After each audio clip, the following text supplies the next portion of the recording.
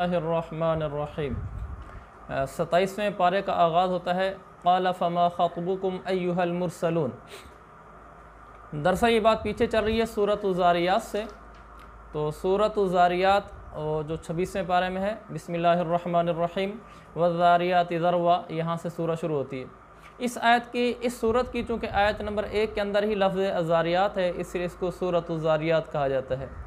इस सूरत का जो बुनियादी मौजू है वो वही अक़ायदे सलासा हैं कि तौहीद, रिसालत और आखरत। अलबत्ता इस सूरत में आखरत के मज़ामीन का बतौर ख़ास तज़किरा है। इस सूरत के शुरू में 4 कस्में खाई गईं।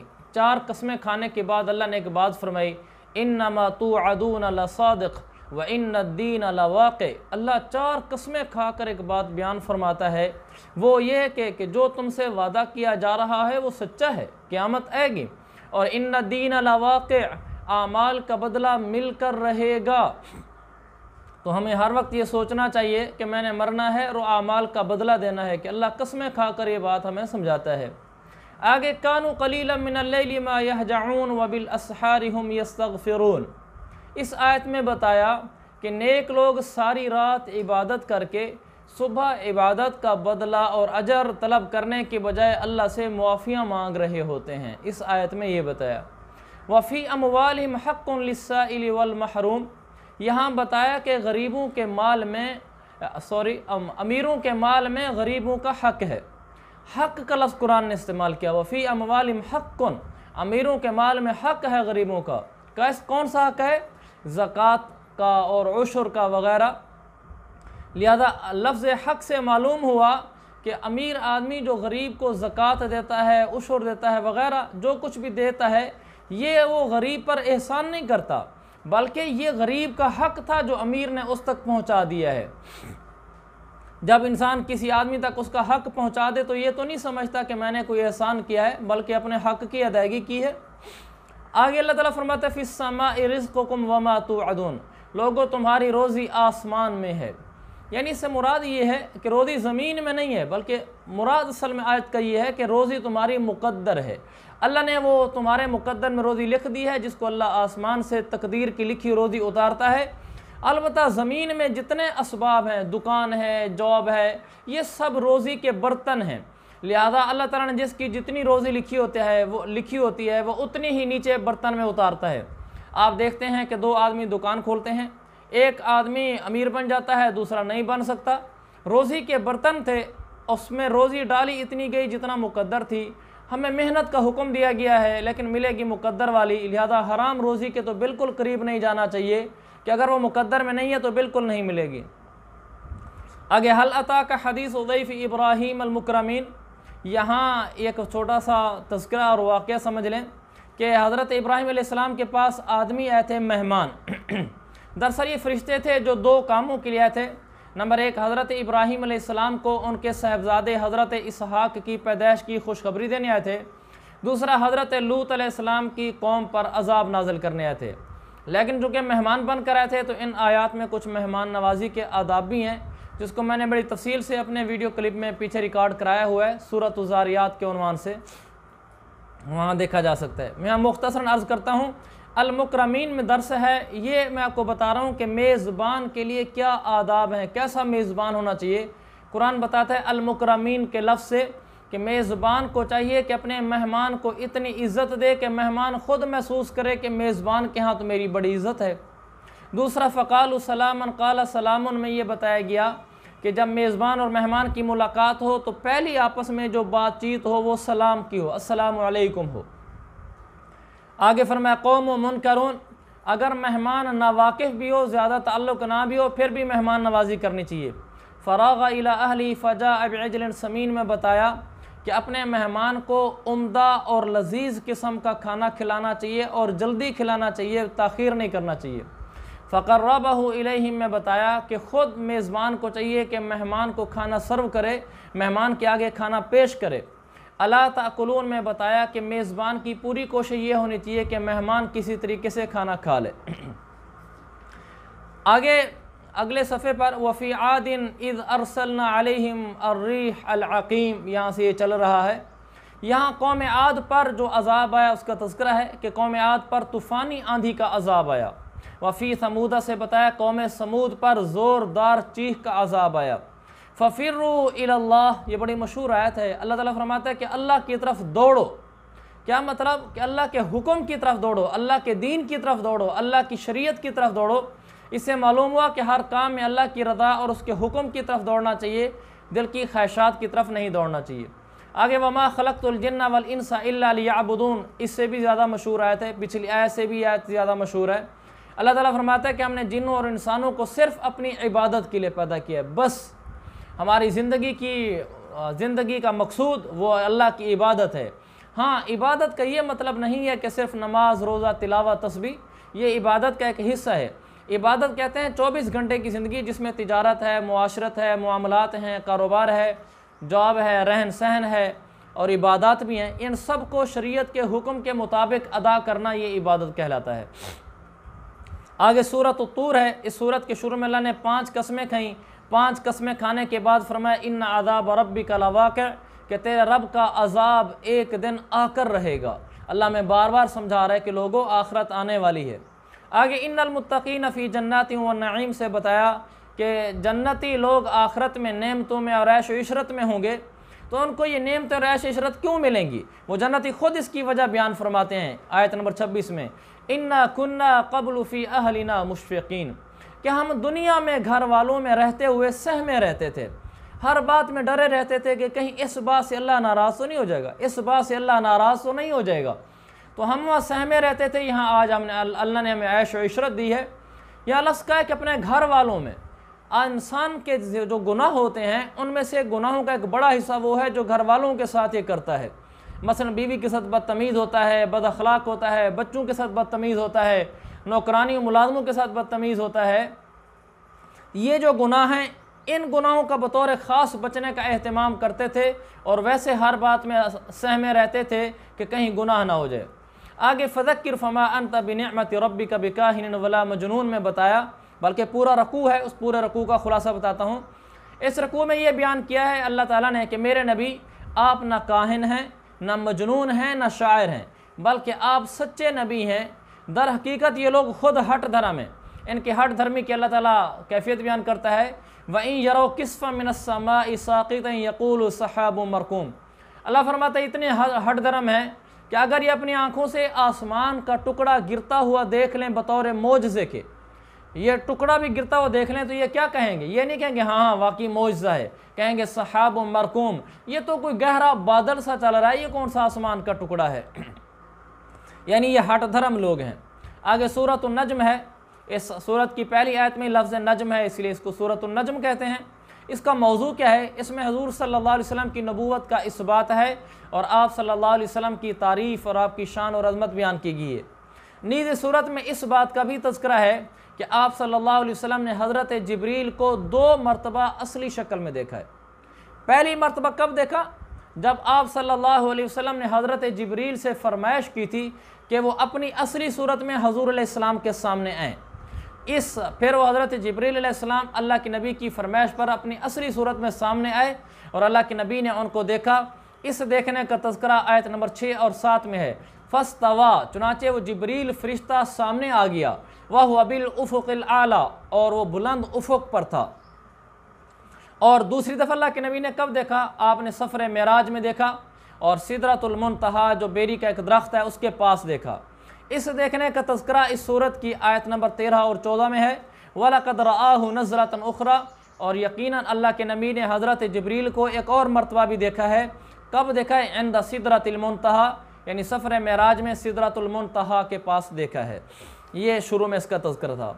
اگلے صفحے کے آخر میں الذین یجتنبون کبائر الاثم والفواحش الا اللمم، کہ جو اللہ کے نیک لوگ ہوتے ہیں وہ بطور خاص کبیرہ گناہوں سے بچتے ہیں، بڑے گناہوں سے بچتے ہیں، البتہ چونکہ وہ انسان ہیں اور تو بشر ہیں، اس لیے کبھی کبھار ان سے صغیرہ گناہ سرزد ہو جاتے ہیں، مگر اس میں کوئی حرج کی بات نہیں ہے کہ انسان سے صغیرہ گناہ ہو ہی جاتا ہے، اور البتہ بڑے گناہوں سے بچنے کا بطور خاص اہتمام کرنا چاہیے۔ آگے فرمایا فَلَا تُزَكُّوا أَنفُسَكُمْ هُوَ أَعْلَمُ بِمَنِ اتَّقَىٰ، اس آیت کا ترجمہ یہ ہے کہ اللہ تعالیٰ فرماتے ہیں اپنے آپ کو نیک پاک نہ کہا کرو، اللہ جانتا ہے کون متقی ہے۔ اس آیت میں درس یہ ملتا ہے کہ اپنی تعریف کرنا منع ہے، اور اس آیت سے اسی طرح اپنے آپ کو متقی سمجھنا بھی ممنوع ہے۔ انسان یہ نہ سمجھے کہ میں کوئی متقی ہوں۔ آگے وہ لَيْسَ لِلْإِنسَانِ إِلَّا مَا سَعَىٰ میں بتایا کہ انسان کی کوشش کو اللہ ضائع نہیں کرتا۔ پھر آگے اللہ کی توحید اور عظمت اور طاقت اور قدرت کا بیان ہے، جس کے ضمن میں ایک آیت یہ ہے وَأَنَّهُ هُوَ أَغْنَىٰ وَأَقْنَىٰ کہ اللہ ہی وہ ذات ہے جو کسی انسان کو مالدار بناتا ہے، وَأَقْنَىٰ اور اس کی دولت کو محفوظ کراتا ہے۔ میں یہاں مالدار حضرات سے کہوں گا، ہم سارے مالدار ہیں، کسی کے پاس تھوڑا مال، کسی کے پاس زیادہ مال۔ جس کو بھی جو مال ملتا ہے یہ مال اللہ دیتا ہے۔ اغنا کا لفظ یہ بتاتا ہے یہ اس کا کوئی کمال نہیں ہے۔ اور آگے اقنا، پھر اللہ تعالیٰ اس مال کو محفوظ بھی کرتا ہے۔ انسان کے پاس پیسہ آیا، امیر ہو جائے، اگر اس کے پاس کوئی بڑا ڈاکہ پڑ جائے یا اغوا کر لیا جائے، اس کے بیٹے کو ساری جائیداد چھین لی جائے، یا کوئی ایسی بیماری لگ جائے کہ کروڑوں روپے اس پہ لگ جائیں، اللہ واپس لے لے، کیا ہو جائے گا؟ کتنے لوگ ہیں جن کے آپریشن پہ ڈاکٹر کہتے ہیں جی 10 لاکھ چاہیے، 20 لاکھ چاہیے، انسان کما کے آئے اور اللہ لگوا دے، پھر کیا ہو جائے گا؟ لہذا جس کے پاس جو مال ہے یہ واللہ اللہ نے دیا ہے، اور جو محفوظ پڑا ہوا ہے، ضائع نہیں ہوا، ڈاکے کی نظر، عدالت کی نظر، ہسپتال کی نظر وغیرہ وغیرہ، یہ نہیں ہوا، پیسہ آپ کے پاس موجود ہے، گاڑی موجود ہے، گھر موجود ہے، زلزلہ نہیں آیا کہ گھر ٹوٹ جاتا، زلزلہ نہیں آیا کہ آپ نے جو اپنا بڑا بزنس پوائنٹ بنایا ہوتا وہ سارا دھڑام سے گر جاتا وغیرہ ذالک۔ جو آپ کے پاس مال محفوظ ہے، اللہ فرماتا ہے یہ مال محفوظ بھی میں نے کرایا ہوا ہے، تو لہذا مجھے یاد رکھا کر، جو میں دے سکتا ہوں وہ میں لے بھی سکتا ہوں۔ لہذا مالدار انسان کو بطور خاص اللہ کے آگے ہر وقت جھکے رہنا چاہیے اور کہتے رہنا چاہیے کہ اللہ دیا بھی تو نے ہے اور محفوظ بھی تو نے کرایا ہوا ہے۔ آگے سورۃ القمر ہے۔ یہ سورت مکہ مکرمہ میں اس وقت نازل ہوئی جب آپ صلی اللہ علیہ وسلم نے چاند کے 2 ٹکڑے کرنے کا معجزہ دکھلایا تھا۔ ایک مرتبہ چاندنی رات تھی، کفار مکہ نے آپ صلی اللہ علیہ وسلم سے کہا کہ ہمیں ابھی کوئی معجزہ دکھلائیں۔ آپ نے اسی وقت اللہ کے حکم سے معجزہ دکھلا دیا۔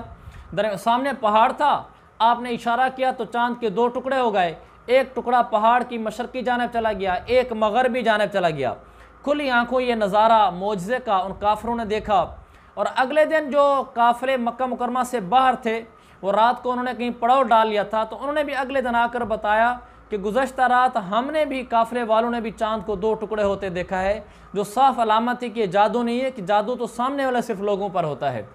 یہ معجزہ تھا، لیکن پھر بھی کافر ہٹ درم تھے اور ایمان نہیں لے۔ اسی کو اللہ شروع میں فرماتا ہے اقتربت الساعۃ وانشق القمر، قیامت کا وقت قریب آ گیا ہے، یعنی قیامت اب قریب ہے، اور چاند کے 2 ٹکڑے ہو گئے، چاند پھٹ گیا۔ آگے 4 انبیاء کا تذکرہ کیا ہے، 4 قوموں کا تذکرہ کیا ہے۔ قوم نوح شروع میں ہے، اور پھر آگے قوم عاد کا، پھر قوم سمود کا اور قوم لوط کا۔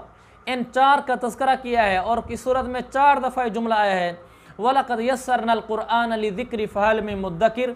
اللہ فرماتے ہیں ہم نے قرآن کو نصیحت حاصل کرنے کے لیے آسان کر دیا ہے، کوئی نصیحت حاصل کرنے والا؟ پہلی دفعہ جملہ استعمال اللہ نے کیا سورت قوم نوح کا تذکرہ کرنے کے بعد، کہ قوم نوح کو اللہ نے کیسے ہلاک کیا۔ پھر اللہ نے فرمایا ہم نے قرآن کو نصیحت حاصل کرنے کے لیے آسان کیا ہے، کیوں نصیحت حاصل کرے، یعنی نصیحت حاصل کرے کہ دیکھو نوح علیہ السلام کی قوم نے نہیں مانا تو ہلاک ہوئی، اگر ہم بھی اللہ کے پاک پیغمبر کی اتباع نہیں کریں گے ہم بھی ہلاک ہوں گے۔ پھر اللہ نے قوم عاد کا تذکرہ کیا، اس کے بعد پھر یہ آیت دہرائی کہ ہم نے قرآن کو نصیحت حاصل کرنے کے لیے آسان کیا ہے۔ پھر قوم سمود کا تذکرہ کیا، میں آیتیں نہیں پڑھ رہا وقت کی قلت کی وجہ سے، یہ کذبت سمود بنذر وغیرہ، قوم سمود کا تذکرہ کیا، پھر یہ آیت اللہ نے دہرائی۔ پھر آگے قوم لوط کا تذکرہ کیا، پھر یہ آیت دہرائی۔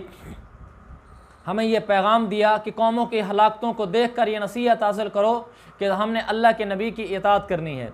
آگے ان المجرمین فی ضلال وسعر یوم یسحبون فی النار علی وجوہہم، یہاں جہنمیوں کا انجام بتایا کہ قیامت والے دن ان کو منہ کے بل گھسیٹ کر جہنم میں ڈالا جائے گا۔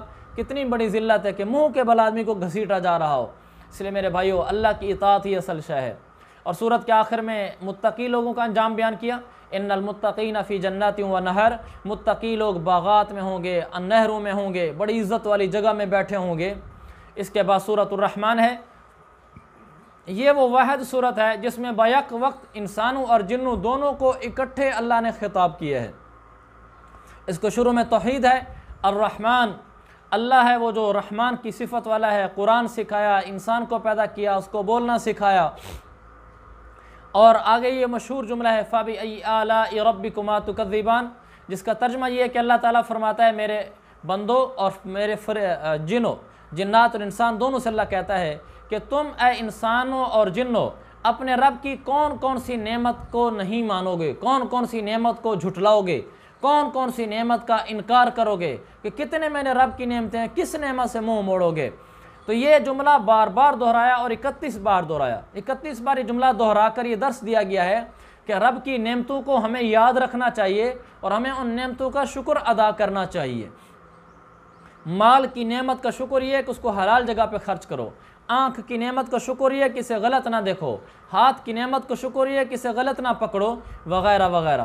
آگے اللہ نے فرمایا کل من علیہا فان ویبقى وجہ ربک ذو الجلال والاکرام، کہ ہر چیز کو فنا ہے، صرف اللہ کی ذات عالی کو بقا ہے، باقی سب فنا ہو جائیں گے۔ پھر مجرمین کا تذکرہ ہے، یعرف المجرمون بسیماہم فیؤخذ بالنواصی والاقدام الامان والحفیظ۔ قیامت والے دن گناہگار لوگوں کو، مجرمین کو پیشانی کے بالوں اور پاؤں دونوں سے پکڑ کر گھسیٹا جائے گا۔ کیسی ذلت ہے، یہ پیشانی کے بال بڑے کر دیے جائیں گے اور پاؤں کو ان بالوں کے ساتھ ملا دیا جائے گا، پھر ان سے پکڑ کر گھسیٹیں گے اور جہنم میں ڈالیں گے۔ اللہ فرمائے گا ہذہ جہنم التی یکذب بہا المجرمون، یہی تو ہے وہ جہنم جس کے گناہگار اور مجرم لوگ جھٹلایا کرتے تھے۔ یہاں بھی اللہ نے فرمایا فَبِأَيِّ آلَاءِ رَبِّكُمَا تُكَذِّبَانِ، جنت تو چلو نعمت ہے، اس کے بعد اللہ جنت کے تذکرے کر کر کے کہتا ہے کہ اپنے رب کی کون سی نعمت جھٹلاؤ گے۔ جہنم کے بعد اللہ نے کیوں فرمایا ہے کہ اپنے رب کی کون سی نعمت جھٹلاؤ گے، جہنم کون سی نعمت ہے؟ اس کا جواب یہ ہے، جب اللہ نے جہنم کے بعد کہا نا فَبِأَيِّ آلَاءِ رَبِّكُمَا تُكَذِّبَانِ، یہ اس لیے کہا کیونکہ جہنم سے خبردار کرنا، جو قرآن ابھی سے میں خبردار کرا نا، جہنم سے خبردار کرنا اور ابھی سے اس سے بچنے کی ترغیب دینا، یہ بھی اللہ کی ایک نعمت ہے کہ اللہ ابھی سے بتا رہا ہے کہ جہنم سے بچو۔ آگے پورے صفحے میں جنت کا تذکرہ ہے، جس کا خلاصہ یہ ہے کہ اللہ فرماتے ہیں جنت میں ہر قسمی پھل اور میوے ہوں گے، عمدہ بسترے ہوں گے اور خوبصورت اور خوبصیرت بیویاں ہوں گی اور ابلتے ہوئے پھوٹتے ہوئے چشمے ہوں گے، بڑا خوبصورت منظر ہوگا۔ آگے سورۃ الواقعہ ہے، الواقعہ اس کی پہلی آیت میں آیا ہے، اس لیے اس کا نام سورۃ الواقعہ ہے۔ واقعہ کا معنی قیامت کا واقعہ، کہ قیامت آ کر رہے گی۔ اس صورت میں بطور خاص قیامت اور آخرت کا تذکرہ ہے۔ اس صورت کی ایک فضیلت بھی ہے جو کئی حدیثوں میں آئی ہے، مثلا شعب الایمان میں حدیث نمبر 2498، 2499، 2500 اور کئی حدیثوں میں، اسی طرح علامہ ابن سنی کی عمل الیوم واللیلہ میں حدیث نمبر 680 اور علامہ نووی نے الاذکار وغیرہ، بہرحال کئی کتب میں یہ حدیث موجود ہے۔ اللہ کے نبی نے فرمایا من قرأ سورۃ الواقعہ فی کل یوم فی کل لیلۃ، آپ نے فرمایا من قرأ سورۃ الواقعہ فی کل لیلۃ لم یصبہ فاقۃ ابدا، جو آدمی ہر رات سورہ واقعہ پڑھے اس کو زندگی بھر کبھی بھی فقر و فاقہ نہیں آئے گا۔ یہی وجہ ہے کہ لکھا ہے حضرت ابن مسعود رضی اللہ عنہ نے اپنی بیٹیوں کو حکم کر رکھا تھا کہ ہر رات یہ سورت پڑھا کریں تاکہ غربت نہ آئے۔ اپنے آپ کو غربت سے بچانے کا نبوی نسخہ ہے کہ ہر رات سورہ واقعہ پڑھا کریں۔ اس سورت کے شروع میں وَكُنْتُمْ أَزْوَاجًا ثَلَاثًا، اللہ تعالیٰ بیان فرماتا ہے کہ قیامت والے دن لوگوں کے 3 گروہ ہو جائیں گے۔ دنیا میں بھی لوگوں کی 3 کیٹیگریز ہیں، آخرت میں بھی 3 ہوں گی۔ نمبر 1، بڑے درجے کے نیک لوگ، جس کو ہم دنیا میں VVIP کہتے ہیں کہ بڑا امیر آدمی، ایسے جنت میں بھی VVIP لوگ ہوں گے، وہ ہوں گے بڑے درجے کے نیک لوگ۔ دوسرا گروہ ہوگا نیک لوگ، تیسرا ہوگا گناہگار لوگ۔ پھر یہ تینوں لوگ آخرت میں کن حالات میں ہوں گے، ان کو کسی قدر تفصیل سے اور نہایت دلچسپ انداز میں اس صورت میں بیان کیا گیا ہے۔ اگر آپ لوگوں کے پاس وقت ہو تو اس کا ذرا مطالعہ فرما لیں۔ خلاصہ یہ کہ ان 3 گروہوں کا تذکرہ کیا گیا ہے۔ پھر صورت کے آخر میں افرأیتم ما تمنون سے آخر صورت تک، پھر صورت کے آخر میں یہ سوالیہ انداز میں انوکھے طرز پر توحید بیان کی گئی ہے، عظمت الہی بیان کی گئی ہے اور کچھ قرآن مجید اور موت کا تذکرہ بھی کیا گیا ہے۔ اس کے بعد آگے سورۃ الحدید ہے۔ سورۃ الحدید کی آیت نمبر 25 میں حدید کا تذکرہ ہے۔ حدید کہتے ہیں لوہے کو، اس لیے سورت کا نام سورۃ الحدید ہے۔ اور اس سورت کے شروع میں سبح للہ ما فی السماوات والارض، زمین و آسمان میں جو چیز بھی ہے اس نے اللہ کی تعریف کی ہے۔ اور ادھر آتا ہے دوسری جگہ میں جیسے سورہ جمعہ میں یسبح للہ، کہ زمین اور آسمان میں جو کچھ ہے وہ اللہ کی تعریف کر رہی ہے۔ تو کہیں آتا ہے کہ زمین و آسمان کی چیزوں نے اللہ کی تعریف کی ہے، کہیں آتا ہے تعریف کر رہی ہے، یعنی ماضی کا صیغہ اور مضارع کا صیغہ ہے گرامر میں۔ اس میں کیا نقطہ ہے؟ اس میں نقطہ یہ ہے کہ اللہ کی تعریف ہوئی بھی ہے، ہو بھی رہی ہے اور آئندہ بھی ہوتی رہے گی، اور اللہ کی تعریف کے لیے اللہ ہمارا محتاج نہیں ہے۔ زمین و آسمان میں جو مخلوقات ہیں سب اس کی تعریف میں مشغول ہیں، لہذا اللہ کو ہماری عبادت کی کوئی ضرورت نہیں ہے۔ یہاں شروع میں بتایا کہ زمین و آسمان کو 6 دنوں میں بنایا، اللہ تو ایک لمحے میں بنا سکتا تھا، یہ میں پہلے بتا چکا ہوں۔ یہ بتانے کے لیے کہ انسان جلد بازی نہ اختیار کرے، سوچ بچار سے کام کیا کرے، تدبر اور تحمل سے وقت لگا کر کام کیا کرے۔ سورت کے صفحے کے آخر میں وَمَا لَكُمْ أَلَّا تُنْفِقُوا فِي سَبِيلِ اللَّهِ، اس آیت اور اس سے اگلی آیات میں خرچ کرنے کی پرزور ترغیب دی گئی ہے کہ خرچ کرو اللہ کے نام پر اور اللہ کے راستے پر۔ آگے یوم تری المؤمنین والمؤمنات یسعی نورہم بین ایدیہم، یہ چل رہا ہے۔ یا اس صفحے میں یہ بتایا کہ قیامت والے دن ایمان والوں کے پاس نور ہوگا جس کی روشنی میں وہ چل رہے ہوں گے، اور منافقین کے آگے اندھیرا ہوگا، ان کو راستہ نظر نہیں آ رہا ہوگا۔ وہ ایمان والوں سے کہیں گے انظرونا، تھوڑا انتظار کرو، ہماری ٹھہر جاؤ، انتظار کرو، نقتبس من نورکم، ہم بھی تمہارا کچھ نور لے لیں اور ہمیں بھی راستہ نظر آئے اور ہم چلیں اور جنت میں پہنچ جائیں۔ تو ان سے کہا جائے گا ارجعوا وراءکم فالتمسوا نورا، واپس پیچھے لوٹ جاؤ، دنیا میں یہ نور وہاں سے ملا کرتا تھا، یہاں سے نہیں ملتا، لہذا دنیا کی آج زندگی ہے، ہم نور والے نورانی اعمال کریں اور اللہ کو راضی کریں۔ آگے فرمایا اعلموا انما الحیاۃ الدنیا لعب ولہو وزینۃ وتفاخر بینکم وتکاثر فی الاموال والاولاد، یہاں دنیاوی زندگی کے مختلف مرحلے بیان کیے ہیں۔ اللہ نے فرمایا دنیا کی زندگی لعب ہے، لعب کہتے ہیں بے مقصد کھیل کو۔ انسان کی زندگی کے جتنے مراحل ہیں اللہ نے سب کی مثال بیان کی ہے۔ پہلے انسان بچہ ہوتا ہے، جیسے 2-3 سال کا بچہ، پھر لڑکا اور جوان لڑکا ہو جاتا ہے، پھر جوان ہو جاتا ہے، اور پھر بڑا ہو جاتا ہے، شادی ہو جاتی ہے، پھر بوڑھا ہو جاتا ہے۔ تو اللہ تعالیٰ اس کو بتاتا ہے لعب، دنیا کی زندگی ایک بے مقصد کھیل ہے جو انسان بچپن میں کرتا ہے۔ جب 2-3 سال کا بچہ ہوتا ہے تو وہ ایسی کھیل کھیلتا ہے جو بے مقصد ہوتی ہے۔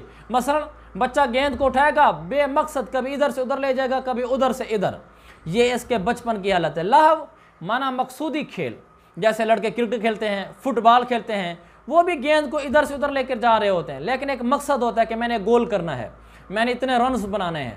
زینتن جب تھوڑا بڑا ہوتا ہے، یعنی جوانی کی عمر میں 25-30 سال میں آتا ہے، پھر زیب و زینت اپنی اختیار کرتا ہے، بال سنوارتا ہے، موبائل رکھتا ہے مختلف قسم کے۔ پھر تفاخرم بینکم، اور پھر جب اس سے بھی بڑا ہو جاتا ہے، 40-50 سال 45 سال کی عمر کو آتا ہے، تو ایک دوسرے پر فخر جتاتا ہے، اپنے عہدے پر، ڈگری پر۔ اور آخر عمر میں تکاثر فی الاموال والاولاد، جب بوڑھا ہو جاتا ہے اللہ فرماتا ہے مال و اولاد میں ایک دوسرے سے بڑھنے کی کوشش میں لگا ہوتا ہے کہ میری اتنی پراپرٹی ہے اور میرے اتنے پوتے ہیں، میرا فلاں پوتا کینیڈا میں رہتا ہے، فلاں امریکہ میں رہتا ہے، فلاں کویت میں رہتا ہے، فلاں اس جگہ رہتا ہے، میرے نواسے یوں ہیں، اپنے مال اور اولاد کو بڑھتا ہوا دکھلاتا ہے۔ اللہ فرماتا ہے ایسے ہی کرتا رہتا ہے، بالآخر موت آ جاتی ہے۔ لہٰذا اس میں کامیاب وہ ہے جو ان دھوکوں میں نہ پڑے، لاہو میں نہ پڑے، زیب و زینت میں نہ پڑے، تفاخر میں نہ پڑے، تکاثر میں نہ پڑے، بلکہ زندگی کے ہر مرحلے میں آخرت کی تیاری کرتا رہے۔ سابقوا الی مغفرۃ من ربکم وجنۃ، بلکہ یہ اللہ سے بخشش لینے کی طرف دوڑتا رہے اور جنت لینے کی طرف دوڑتا رہے، دنیا کی زیب و زینت میں نہ پھنسے۔ سورت کے صفحے کے آخر میں ہے لا تأسوا علی ما فاتکم ولا تفرحوا، اللہ تعالیٰ فرماتا ہے جو چیز چھوٹ جائے تم سے، تمہیں نہ ملے، اس پر دکھ نہ کیا کرو۔ ولا تفرحوا بما آتاکم، جو اللہ تمہیں دیا کرے، جو چیز اللہ تمہیں دے اس پر اترایا نہ کرو، خوشی نہ منایا کرو۔ حالانکہ کوئی چیز چھوٹ جائے دکھ تو ہوتا ہے، کوئی چیز ملے تو خوشی تو ہوتی ہے۔ اس آیت کا کیا پیغام ہے، کیا مطلب ہے؟ اس آیت کا پیغام یہ ہے کہ جب اللہ کی طرف سے کوئی مصیبت ہے، آزمائش ہے، دنیا کی کوئی نعمت چھن جائے، کوئی دنیا کے اندر آپ پر پریشانی آ جائے، تو رد عمل میں نہ آؤ، منفی جذبات میں نہ آؤ۔ اللہ نے کوئی چیز لے لی ہے، شاکر رہو، صابر رہو۔ ولا تفرحوا بما آتاکم، جو کچھ دے دے اللہ تو اس پر اتراؤ نہیں۔ اللہ نے عزت دے دی، حسن دے دیا، مال دے دیا، اور کچھ دے دیا، اللہ تعالیٰ بتانا ہی چاہتا ہے کہ خوشی اور نعمت کے ملنے پر تکبر میں نہ آؤ، اللہ کے آگے جھکے رہو۔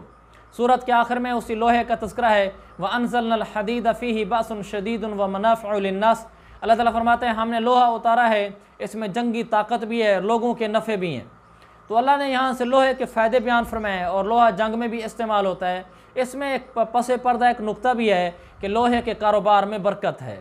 وآخر دعوانا ان الحمد للہ رب العالمین۔